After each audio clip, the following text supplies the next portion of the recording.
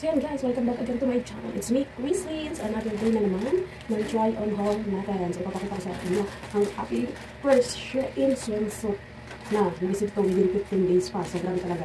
Ang tagal pala kapag nag-order ko siya Shein. Nag-regalo ko siya sa ibang bansa. So ayun na, mabilisan lang din itong try on haul. So ito na ang aking in-order na dalawang swimsuit from Shein. So first time kong magkaroon ng Shein swimsuit in my whole entire life dito sa mundo ng YouTube.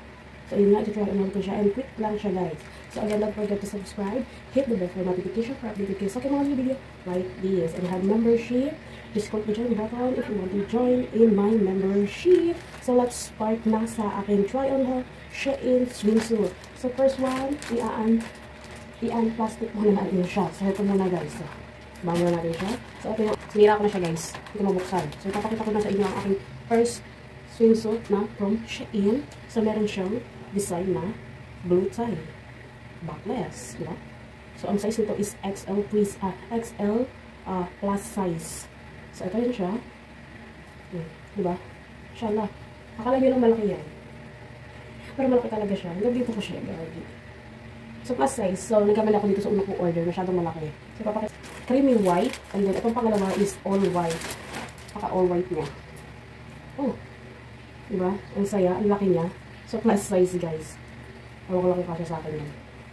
So, ito naman, ang kanyang tie is may perlas pa. May perlas pa siya, may silanganan. Ayan. So, again, whole white siya.